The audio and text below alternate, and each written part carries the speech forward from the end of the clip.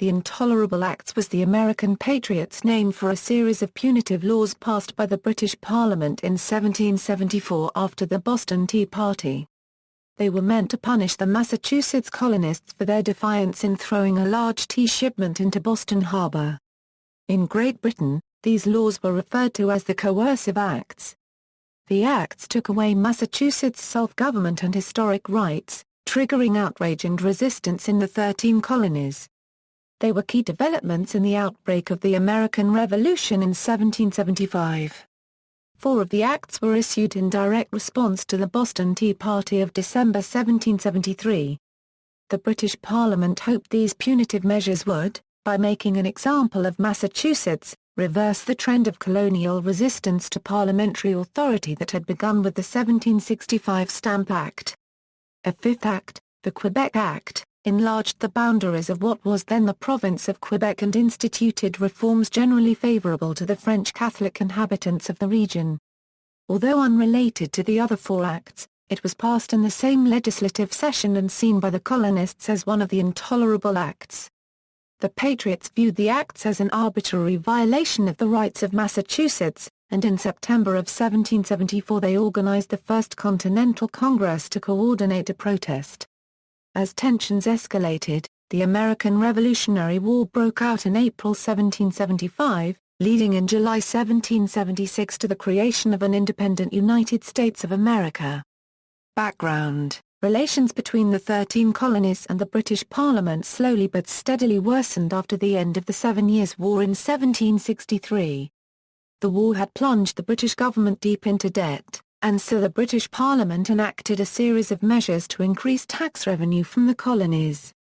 Parliament believed that these acts, such as the Stamp Act of 1765 and the Townshend Acts of 1767, were legitimate means of having the colonies pay their fair share of the costs of maintaining the British Empire. Although protests led to the repeal of the Stamp and Townshend Acts, Parliament adhered to the position that it had the right to legislate for the colonies in all cases whatsoever in the Declaratory Act of 1766. Many colonists, however, had developed a different conception of the British Empire. Under the British Constitution, they argued, a British subject's property could not be taken from him without his consent. Therefore, because the colonies were not directly represented in Parliament, some colonists insisted that Parliament had no right to levy taxes upon them, a view expressed by the slogan "No taxation without representation." After the Townshend Acts, some colonial essayists took this line of thinking even further, and began to question whether Parliament had any legitimate jurisdiction in the colonies at all. This question of the extent of Parliament sovereignty in the colonies was the issue underlying what became the American Revolution. Passage: on December 16, 1773, a group of Patriot colonists associated with the Sons of Liberty destroyed several tons of tea in Boston, Massachusetts, an act that came to be known as the Boston Tea Party. The colonists partook in this action because Parliament had passed the Tea Act, which allowed the British East India Company to sell tea directly to the colonies, thereby saving the company from bankruptcy. This made British tea less expensive, which Parliament thought would be a welcome change in the colonies. In addition, there was added a small tax on which the colonists were not allowed to give their consent. Again, Parliament taxed the colonists without their representation.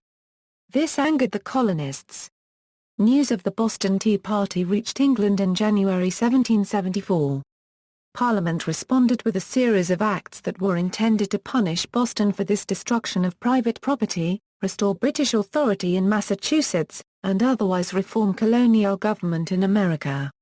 On April 22, 1774, Prime Minister Lord North defended the program in the House of Commons, saying, "The Americans have tarred and feathered your subjects, plundered your merchants, burnt your ships, denied all obedience to your laws and authority. Yet so clement and so long forbearing has our conduct been that it is incumbent on us now to take a different course. Whatever may be the consequences, we must risk something. If we do not, all is over." The Boston Port Act, the first of the acts passed in response to the Boston Tea Party, closed the port of Boston until the East India Company had been repaid for the destroyed tea and until the king was satisfied that order had been restored.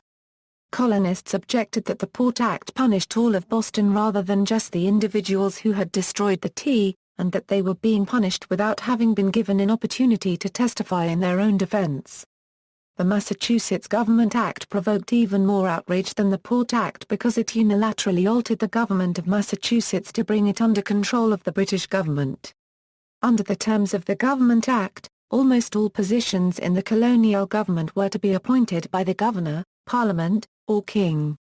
The act also severely limited the activities of town meetings in Massachusetts to one meeting a year, unless the governor called for one. Colonists outside Massachusetts feared that their governments could now also be changed by the legislative fiat of Parliament. The Administration of Justice Act allowed the royal governor to order that trials of accused royal officials take place in Great Britain or elsewhere within the Empire if he decided that the defendant could not get a fair trial in Massachusetts.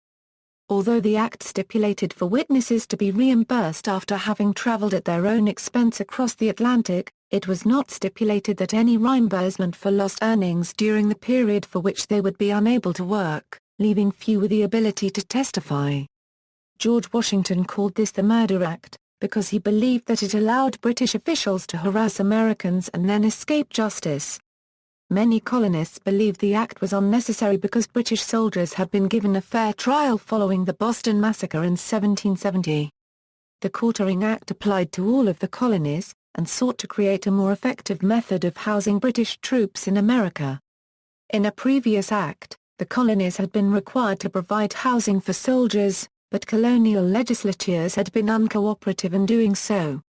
The new Quartering Act allowed a governor to house soldiers in other buildings if suitable quarters were not provided.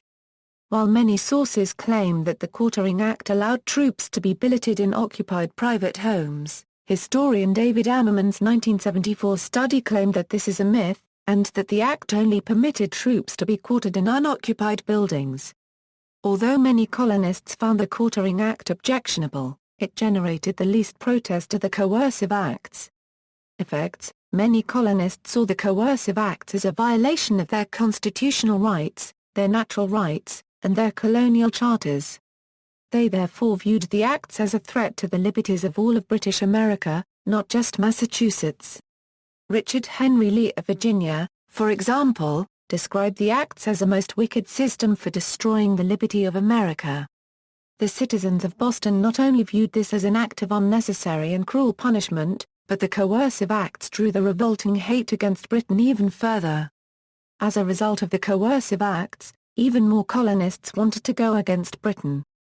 Great Britain hoped that the Coercive Acts would isolate radicals in Massachusetts and cause American colonists to concede the authority of Parliament over their elected assemblies.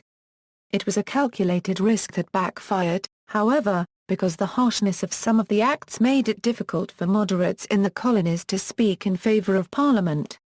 The acts promoted sympathy for Massachusetts and encouraged colonists from the otherwise diverse colonies to form the First Continental Congress. The Continental Congress created the Continental Association, an agreement to boycott British goods and, if that did not get the Coercive Acts reversed after a year, to stop exporting goods to Great Britain as well. The Congress also pledged to support Massachusetts in case of attack, which meant that all of the colonies would become involved when the American Revolutionary War began at Lexington and Concord. References, Notes. Bibliography. Further reading. External links, primary documents relating to the Intolerable Acts, originally published in the American Archives and presented online by the Northern Illinois University Libraries, also Camden. Text of the Boston Port Act, text of the Massachusetts Government Act, text of the Administration of Justice Act, text of the Quartering Act, text of the Quebec Act.